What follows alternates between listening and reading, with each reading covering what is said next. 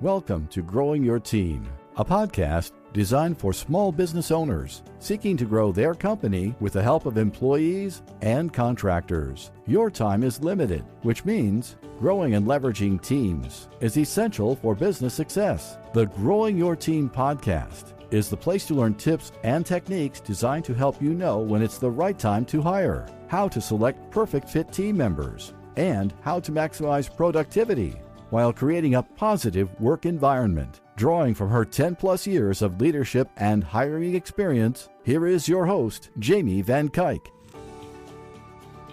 Hello, Jamie Van Kuyk here, and welcome back to the Growing Your Team podcast. Today, I have on guest Max Borges. In 2002, Max started a marketing agency with a laptop on his dining room table. He quickly became overwhelmed with client demands and employee needs. Over the next few years, having studied the habits of business and strategy icons, he developed a strategic approach that allowed him to scale his agency to more than $10 million a year, while making above average profits with happy staff and clients on board. Max took his agency to a place where it thrives while no longer needing him to operate it. In a word, it's autonomous. Better still, he did it without ever borrowing a penny. He now spends his time writing, podcasting, helping existing and aspiring service firm owners adopt his autonomous approach, and listening to heavy metal. In this conversation, Max and I are discussing about how he grew his team and how his philosophy with growing his team was finding the people that could replace him by taking over the areas where he was a little weaker, instead of forcing himself to focus on his weaknesses. He created a team where he could focus on his strengths and build in his strengths and have the team behind him that focused on the areas that didn't suit him, so he could grow the business that he wanted and have a team that could operate without him. So let's jump into the conversation. Hi, Max. Thank you so much for joining us on the Growing Your Team podcast. Jamie, it's so great to be here. Thank you for having me. Yeah, you're so welcome. Can you kick us off with telling everybody a little bit about yourself and your business? Yeah, absolutely. I have a public relations agency that works exclusively with consumer tech companies, and I've had the agency now for 19 years. I started it literally on my kitchen table by myself. I was looking for a job and couldn't get hired, but I got a freelance gig, and that freelance gig became my first client. And I started looking for another client after a few months and got one. And then I rented a crappy little office and hired some freelance help of my own, and then kept looking for more clients and hiring more people. And 19 years later, I have 45 employees and 40 or 50 clients, and we're doing almost $10 million a year in business. Wow, congratulations. That is Thank such you. amazing growth. And I'm sure it's growth that so many people who are listening to this podcast are like, I want that. Having a business that's bringing in revenue of that size and having a larger team. Yeah, it's a lot of fun, I'll tell you that. Yeah, which is great to hear, because most people then look at, okay, growing this huge business and having this big team, it has to take a lot out of you. It's not all fun. So to hear that it's a lot of fun is also a great thing that people need to hear. Well, you bring up a good point. It can be fun or it can be very stressful. And I think, a lot of people that start, what I'll call professional services firms, which is basically any firm that provides a service where the people who work for you are providing the service or you're providing the service. A lot of people who start these businesses, they are starting it because they're really good at something. You're really good at PR, you're really good at accounting, you're a good attorney, whatever that is. And then as you start getting more successful and getting busier, you end up hiring someone to help you, to take a little bit of load off. But you're still the product. It's still all about you as the leader. And as they keep growing, they may get to a point where they have 5 or 10 people and they feel like, okay, I'm really successful, I'm making good money. But they're working like they're just running around like a chicken with their head cut off, because they're maybe servicing 10 different clients. So they really have 10 clients, which are really their bosses, and they have maybe 10 employees, which are really just assistants. And they're in the middle of literally every single transaction and every single conversation and every single report and every single piece of work that goes in and out. And it's just not unsustainable. And I think one of the things that's critically important as you're growing any kind of a services firm is that you start training your people to handle the work without you, and that you start signing work that only your people can handle without you. Because if you don't do that, then you're just going to get stuck in this rut where you feel like you should be successful because you're doing well, you have a lot of business, and maybe you're making good money, but you're so busy that you can't take a day off for vacation, and you're working on the weekends and you're working at night, and every problem comes to you, and it's that's not fun. Right, exactly. And it's one of those conversations I tend to have a lot with small business owners, especially as you mentioned, like you're in this service field where you are the product. It doesn't matter, like in your mind, you are the product. Like, even if you're producing something for someone else, you're like, well, you get stuck in your mind of no one else can do it the way I do it. So Right. many people then start try to think of like, how can I scale my business where I can serve more people and this and that. And they start with first with like the assistants and everything to help on the back end, but they're still the product. They're still not letting go of them producing the work or being that face to the client.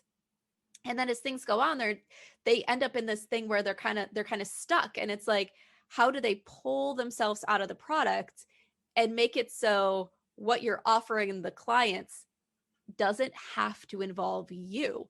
So I Right. feel like that's like a really great thing that you say. And something I tell people all the time. It's like, you don't have to be the sole producer of that service in your business. You can grow a team of people who do the same things that you do. So you can eventually have clients that you don't do anything with. Absolutely. And I think, one of the challenges that people run into is they think, well, I can't hire somebody as smart as me.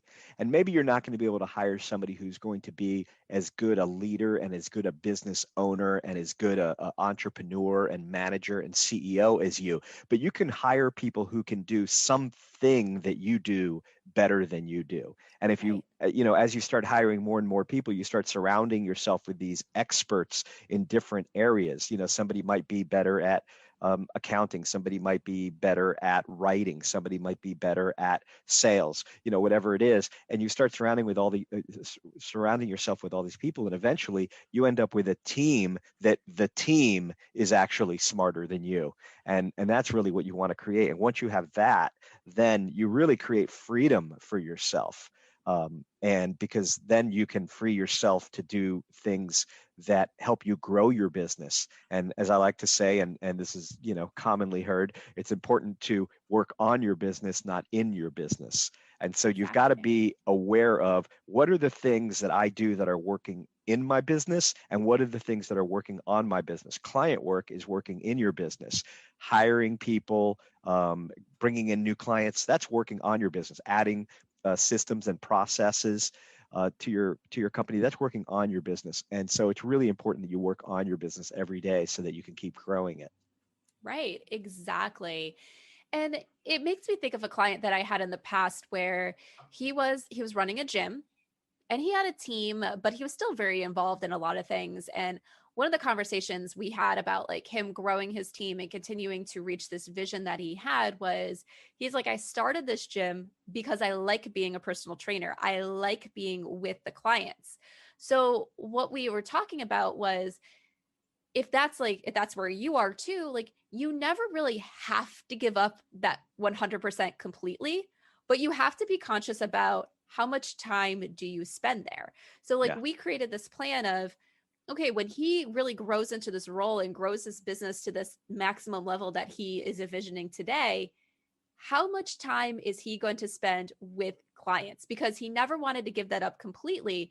But today he's spending probably about 90% of his time with clients and trying to fit working on his business another 10% of the time, where we said, okay, you're going to reach this point where you're going to spend 10% of your time with clients because you love it and you never want to give that up completely. So you don't want to exit completely from that part of your business, but you need to make this shift where it's 10% with clients, 90% working on your business. And he goes, okay, looking at it that way, I'm no longer afraid of going to that point and giving up why I started my business. Yeah, that's a great way to put it. I think that you bring up an important question there too, is when people go into business, you really should know why you're going into that business, because you're right, a lot of people do start businesses because they love doing the thing that the business is going to do. But, you know, being a personal trainer and owning a gym is two very different things, right? Right. Being a PR person and owning a PR agency is also two very different things. Being an accountant and owning an accounting firm is two very different things. So you really should decide, whether or not you really want to have that business, or are you doing it because you just want to be paid more for doing the job that you do. And that's sometimes, a very tricky and difficult decision to make, but one that I think everybody should think about before they get into it. Yeah, I think that brings up such a great point. And I actually recently had a conversation with a family member about something similar where we were talking about marketing. And he was like, well, anyone who's good at marketing owns their own marketing business. And I was like, well, that's not necessarily true. Yes, there's a lot of people who do, but there's a lot of people who try it out and then realize I don't actually want to be running a business. I just want to be doing what I do really well. And they're like, I can do what I do really well without having to worry about where that next client is coming from because someone else in the business is bringing in those clients. So it's like, yes, there's that whole part of people in marketing who want to be entrepreneurs, want to freelance like that. They thrive off it or they want to build those agencies. But if you're looking for an employee, that's not who we're going to market this position to. We're going to market to the position to the people who want to work for someone else because they realize that running a business, being a freelancer where they're hunting clients is not their cup of tea. Yeah, for sure. And look, I have a very successful, PR firm, but I can tell you that I have a lot of people working for me that are way better at PR than I am, you know, but they probably wouldn't love my job. But I love running a PR agency. I love, the hiring, the clients, the systems and processes, all those things that it takes to put and to build a business. That's what I enjoy. And I consider myself more of an entrepreneur than a PR person. And I think that's helped me succeed because I never gravitated toward the PR work. I always gravitated toward the business building work, which I really enjoyed. So the best PR people, best marketers, best accountants, best lawyers don't necessarily turn into business people. Right, exactly. So let's talk a little bit more about your team. So I think you had told me you have 45 employees now, but obviously you had to start from the bottom. So Yeah. tell us more about the beginning of your hiring journey. What was one of the first positions you added, and how did that hiring process go? Wow. So the first one, I wish I could say I was really smart and skillful, but I was really lucky. I was in my new little office. I had a whopping two clients, and this kid walks in who was sent to me by a teacher that I knew. And this teacher, for some reason, thought I was opening a recording studio. And this kid came over here looking for an internship at a recording studio. I did not have a recording studio. I had a small little marketing agency with two clients. But he was a really good kid, and he and I hit it off. He was 17 years old, and he knew a lot about computers. And I happened to have two computers and this router, and I needed to connect the two computers. And I asked him, "Hey, can you connect these two computers?" He said, "Yeah." I said, "Can you do it right now?" And he said, "Sure." So he did it 2 hours later. He had two computers running perfectly. And so I offered him a job on the spot, paid him $6 an hour. He could only work 20 hours a week because that's all I could afford. And I can tell you that that kid, 18 years later, still works for me, and Awesome. he's my head of operations. He's an amazing guy, and has come a really really long way.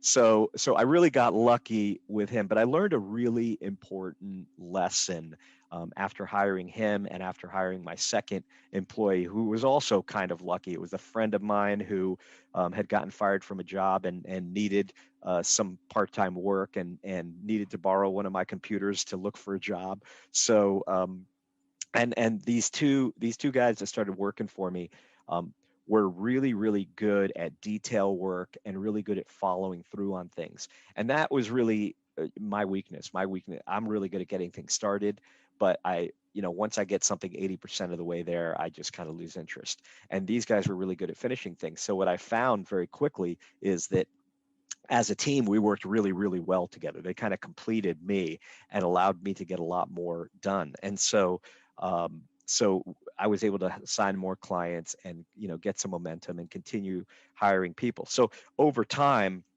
I did develop a much more sophisticated and better hiring process, and that included, a few things. One thing that I've always done is hire for attitude and potential before experience and education. There's a lot of people that look really, really good on paper, but when you hire them, they're not that good.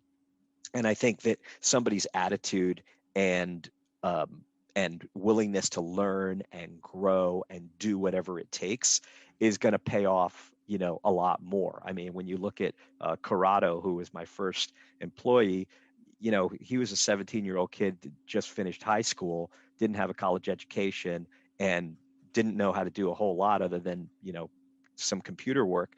But he working for me taught himself how to do video editing, taught himself how to build websites, taught himself how to do operations and systems and processes and all these different things. And he has been for more than 18 years now an indispensable part of my business. I don't think it would exist if it wasn't for him. And so but for it wasn't, he didn't look that good on paper, but in reality, he turned out to be just a spectacular find for me, and someone who is not just an employee but a friend. And so that's the one thing that I would say. I think the other thing that I would say, when you're starting out, it's really really important that you surround yourself with great people. And so I always say, fire all your good employees and keep only your great ones, because you don't have room for just good when you're starting out. You need to surround yourself with really truly great people who are going to do whatever it takes to help you grow and help you be successful, who believe in your dream and are going to help you get to where you want to go. And it's worth all the time and effort it takes to find those people. I think the most important job that you have as a business owner is finding and recruiting and retaining great people, because especially when you're in the services business, your people are everything. Your people are your product. Yes. And so if you don't hire truly great people, it's going to be much much harder to succeed, and you're going to always feel like you're struggling. So Yeah. I will say you're definitely preaching to the choir here. I totally agree that you need everybody needs to put in the effort to find really good people, and it is such an important part of your business. Hiring the wrong people can have horrible effects on your business. It's like when you look at the statistics of why businesses and startups go out of business and why they don't make it, having the wrong team is in, like, I think it's the top 3 reasons. It's in the top 3 reasons of why startups fail. It's up there with running out of money and having a product that nobody wants. It's then the wrong team. Like, so it is an important thing that you need to focus on. So I definitely completely agree there. One of the things that I want to kind of like go back, like there's 2 things I want to go back and touch on that you had sure. shared there is you made the point of hiring for passion, but then you also kind of said potential. I think that was the word you used or something Yeah. along those Yeah. lines. And that is always like one of the things where people are like, okay, passion or skill, but you added in that potential thing, which I think makes that passion part and drive and stuff so much more is, and that's one of the things I tell people. You don't always have to go and hire the expert who goes and shows you that they can do the thing today, but you have to make sure that they have that potential. Can they do where you want them to be right now? And do they show you that they have the ability to grow in the area that you want them to? So when you're talking about your team member, it sounded like, okay, he eventually grew into a lot of these things. We're doing a lot of technical aspects. Well, he came in and helped you set up your computers on that day, and it showed you he had the potential to do these more technical things. Like, that was kind of his mindset. But if you just hired someone who was like, oh, he's so passionate about my business, but didn't show you in any way that he could actually do anything technical, it could be like, well, who cares about that passion? At the end of the day, passion doesn't make it so you're good at doing this type of tasks. So that's just one thing. When you hire for passion, make sure that the person can have the potential. They don't necessarily need to be the expert of it today, but you can uncover, are they willing and able to learn in the areas where you need them to learn? Yeah. Yeah. And that's key because, things are moving so fast now that, a lot of the jobs that we're going to want our employees to do a year, 2 years, 3 years from now might not even exist right now. They may Right. need to use some software program that doesn't even exist today. So a lot of the things that you need your employees to do, they can't know how to do it yet because it doesn't exist. So they're going to have to Exactly. learn. And so having somebody who really has that hunger and ability to learn quickly, on the go all the time is just one of those lifelong learners. That's going to make a really big difference in their having that potential to grow with you and grow with your business, even if it's growing really fast. Yes, exactly. And then the other thing that you mentioned that I want to circle back to is you mentioned that you're good at getting stuff 80% complete. And then it's kind of like, okay, you're moving on to the next thing. And just for everyone listening, this can be very common when you're a business owner. And this is the reason why a lot of businesses, you think of successful businesses, they have that person who's that ideas, entrepreneur spirit type person, that the person who's always thinking of like, where do we go next? What do we do? Oh, this is a great idea. And then a lot of businesses end up having what is really called like the implementer role. The person's like, that is great. Let's make sure it actually gets done. So do you find in Right. your business, like, do you have someone who's now really that implementer that's like, okay, let's not stop at 80%. Let's make sure we get this idea done. Yes, you go off and think of that next big thing, but we're going to make sure that we get this done and we're not just leaving things at 80% and not fulfilling what could potentially bring in revenue or serve our clients. Yeah, I mean, my business now is full of those types of people who can follow through and get things done. And in fact, the majority of people in the agency, because you really need a lot more implementers than you need idea people. And there's plenty of ideas, but I had an old boss that used to say, execute, execute, execute, and it's really all about executing. And so, yeah, the business is full of those types of people. So that now, if I have an idea, or for somebody on my leadership team, has an idea, there's plenty of people to get those things done. Yes, exactly. So, one of the things, just for you guys listening, go back and listen to episode 13 with Jenny Schubring. And we talk about leading from your strengths. And this kind of like ties back here is Max didn't go and say, okay, I realize that I'm only good at getting stuff 80% done. So I need to realize, how do I change my behavior and work on that weakness to get the rest of the 20% done? No, he didn't do that. He's focusing on his strengths and hired the people that make up that gap to say, okay, I need those implementers who are going to get stuff done so I could focus on my strengths of bringing the ideas in and running the business and being this entrepreneurial mindset person. Yeah, and that's the key there, Jamie, is know where your weaknesses are. And we go through our entire life being taught that we're supposed to work on our weaknesses, right? You go to school and you get, 4 A's, a B, and a D. And what do they say? Oh, you really got to work on that D. Where in life isn't really like that. What you really should be doing is focusing on your A's, because those are the things that you're good at. Get somebody else to do the things you get a D in life. Why even bother? Because sometimes you're just not fit for everything. And I think Right. as an entrepreneur, as a leader, you have to know that you're not going to be great at everything, that you're going to be great at some things and not others, and surround yourself with those people who can fill your gaps, like you said. It's funny. And just like being mom, I like to bring in my examples with my kids every once in a while. I just remember I was a dancer my entire life. So once I had girls, I was just like, oh my gosh, I'm going to have little dancers. I'm so excited. And with my oldest one, when we got her into her first dance class, she hated it.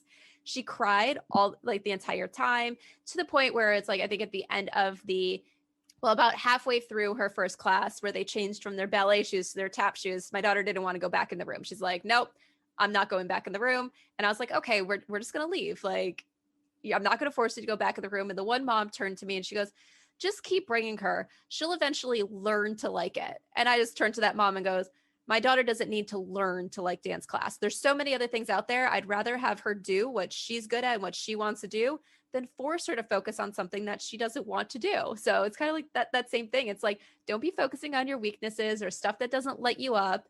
Get someone else to do that. Focus Yeah. on your strengths, what you're good at. Yes, it's that's kind of a sad story to hear that other mom say that, because I meet and have seen so many people who have gone through careers to make their parents happy. They've become attorneys, or they become, and then they're in this career where they're really miserable. It's not their dream. It's, yes, they're kind of successful and they're doing okay at it and they're making a good salary, but they're not truly happy, and they're not doing something that they truly love and are passionate about. And I think that, yeah, it's critical to always make sure that you're following your passions, and spend as much of your day, and this is what I try to do. I try to spend as much of my day doing things that I love, and the least amount of time possible doing things that I hate. And I can tell you that today I do very few things that I hate doing. Good. I have a lot of days where I don't do anything I hate doing. So, Right. So speaking of things that you don't do, and not saying that you hate your team in any regards, but when we were chatting before we got started, you were saying that now your team is able to really run without you, yeah. that you don't have to be really involved in the day to day. So tell us about that and tell us how you created this team that is not relying on you day to day. So when I started the company, I always had the approach of wanting to, delegate the day-to-day work and kind of promote myself out of whatever job I was doing. And so, in the beginning, I would handle all of the bookkeeping and all of the payroll and things like that. And so, I finally got to a point where I could afford to hire a full-time in-house bookkeeper to do all of that. So I kind of promoted myself out of that job and didn't have to do it anymore. um, I was able to hire a salesperson. So I kind of promoted myself out of doing the day-to-day sales for the business. I hired an HR person. So I promoted myself out of doing, the hiring. And so, eventually you, in the beginning, there was always something new to do, right? I would work on processes. I would work on different ideas. I would promote myself out of those jobs, but there was always more and more to do. Well, eventually I got to the point where I had such a great team that I had built that were specializing in these different areas. And a couple people in particular who had been working for me for over a decade, who wanted to run the business and wanted to take on that additional responsibility. And so, just in the past few years, I've gotten to the point where now those people have taken on, almost complete authority over the business and are running it on a day-to-day basis. And so, it is something that you just kind of have to, promote yourself, eventually out of a job completely. And then the business, runs itself, so that now, I've got that ultimate freedom. And it took a while, it took 15, 16 years to get to that spot, but I can tell you that it was worth. I had a great time, getting here, and now I've got that ultimate luxury of owning a business that doesn't require my time every day. Awesome. But how was it at first? Like you were doing these tasks and now you had to trust someone else to do it. Did you ever have any like delegation fears? Or were you pretty good about letting go from the start?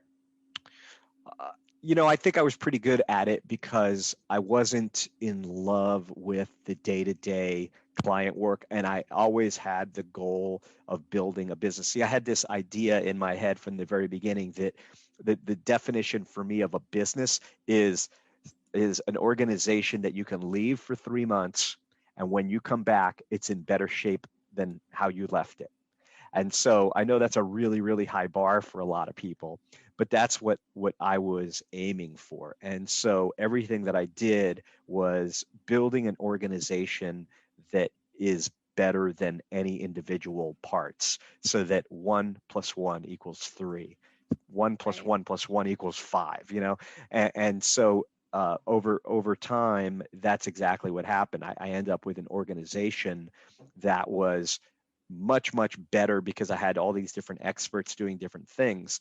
That the 45 people are much more valuable than if I had 45 Maxes working in the company. If I had 45 Maxes working in the company, it would be a disaster. but because I Right. have all these different kinds of people with different kinds of skills, that together, the individual parts equal more than the whole, then that's how you get there. But I mean, yeah, there's always times when you worry about delegating work, and you stress about whether or not a client is going to fire you, and whether or not you're keeping a close eye on the business. But over time, if you train people right, if you incentivize them right, I think that's another thing that's really important. Is when you're a business owner, one of the motivating factors, whether you say it or not, is money. You know that every time you bring in another client, or you bring in more business, that you're making more money.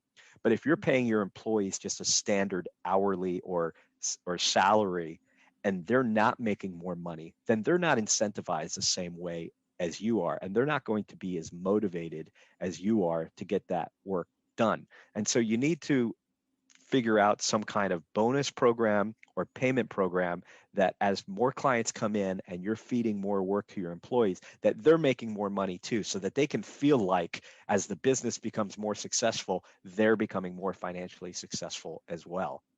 And that makes a huge difference, especially in the beginning when you're trying to get people to handle more work. I hear people all the time say, oh, you can't find good employees, or my employees aren't dedicated, and why can't they work as hard as I do? And it's like, yeah, because they're not making the money that you're making, because they're not benefiting from all this extra work, and they feel like you're Right. the one who's making all the money, and you're just piling it all on them, and they're not getting anything for it. So you really have to try to link the money coming in the door to some extra money for them, so that they can feel like they're receiving that financial success as well.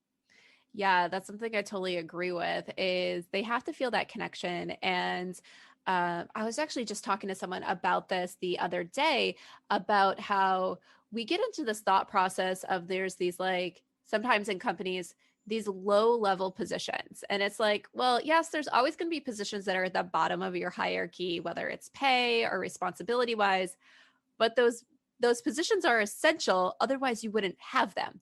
Yeah. They are helping get things done in your business. So even though they might not be bringing in the revenue, they are still helping to do things that make sure that you are earning that revenue, and should still be rewarded in some way. Like, people need to feel a connection between the work that they're doing and the impact the business is making and the revenue that's coming in. And yeah, you're totally right. If they're seeing that their hard work is only making you more money, they're not going to be happy and feel the need to stay long term. Yeah, no, absolutely. And you talk about admin or operations people who I've got, let's see, three, four, five, about six people on my IT and operations and admin team, and the average tenure of those people is 10 years. And usually Awesome. those people are hard to keep, but because of the way that we pay them, because of the way that we motivate them, and the way that we treat them, they've actually, have some of the longest tenure in the whole company. And it makes such a huge difference to have people who are great, who work for you that long, because they're so knowledgeable and they've been through so much with you, that they just become that much more valuable to you, and they're worth the extra money that you pay them. Exactly. Okay, Max, we have to start wrapping up today. So tell people, how can they get in touch with you? So my website is maxborgesagency.com. So they can go to the website and get in touch with me through there. Of course, if you have a consumer tech company looking for PR, we can probably help you out. Awesome. And you have a book. I do have a book. It's called How to Be Fan Effing Tastic. It's available on Amazon. And if you Google the name, it will not come up because Amazon doesn't like the name of my book. So you have to search for Max Borges author. And if you just type in MAX BORGES author into Amazon, the book will come up. It's 100 plus pages of practical advice on how to stop sucking at life and start being fan-effing-tastic. Awesome. And of course, we'll share links in the show notes. Awesome. Thanks, Jamie. All right, Max, we're going to wrap up with the question that I love to ask all of my guests. So we've all had leaders or managers that stood out to us. Think of the most impactful leader or manager that you have had or that you've had the privilege of knowing. And can you share with us one thing that made them stand out as a great leader to you? Yeah. His name is Mark Begelman, and I worked for him for 4 years. It was the last job that I had before I started my business. And Mark was one of the founders of Office Depot, and he started a new company called Mars Music, which was a chain of musical instrument superstores that I worked for. And what was amazing about Mark is that he trusted his employees. He trusted me from the day he hired me. And he was one of these people who, if you did a good job, he would just say, great job. He wouldn't say, great job, but next time, do this or do that. He would just leave it at that. Just say, great job. And for me, that was just so motivating to know that, like, okay, it was good enough. He wasn't throwing in something extra. The other thing is when I came to him with an idea, instead of like tearing it apart, he would just say, sounds great, take the ball and run with it. And just give me complete freedom to like take the ball and run with whatever ideas, I brought to him. And that kind of freedom was very powerful and allowed me to really produce for him in a great way and to really enjoy working for him. And was one of the greatest experiences of my life. Awesome. Well, thank you so much for sharing. And Max, thank you so much for joining us on the Growing Your Team podcast. It's been awesome. Thank you so much. Are you ready to hire a new team member for your business and you want to ensure you hire the person who can succeed in the role, make you happy, and positively impact your bottom line?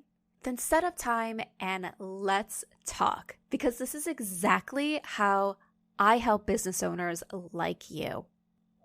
When you go through my hire framework, not only will you learn how to attract candidates who have the passion you desire, but you'll be able to identify and select candidates who have the skills you need and can succeed in the role. Going through this consulting process not only helps you find the right new hire for your current open position, but it teaches you how to repeat this process with every new position you add to your company as it continues to grow. So if you're a small business owner who is ready to hire, has a rough idea of the position you need to add, and you're tired of going through the hiring process only to end up with bad fitting team members, then let's talk. Send me an email at jamie@growingyourteam.com. That's Jamie, Jamie, @growingyourteam.com, or head on over to growingyourteam.com/jumpstart and let's talk about your hiring needs. Thank you for joining us for this episode of Growing Your Team with your host, Jamie Van Kuyk. Be sure to subscribe and head on over to growingyourteam.com to connect, access the show notes, and discover more ways to hire and leverage your perfect fit team.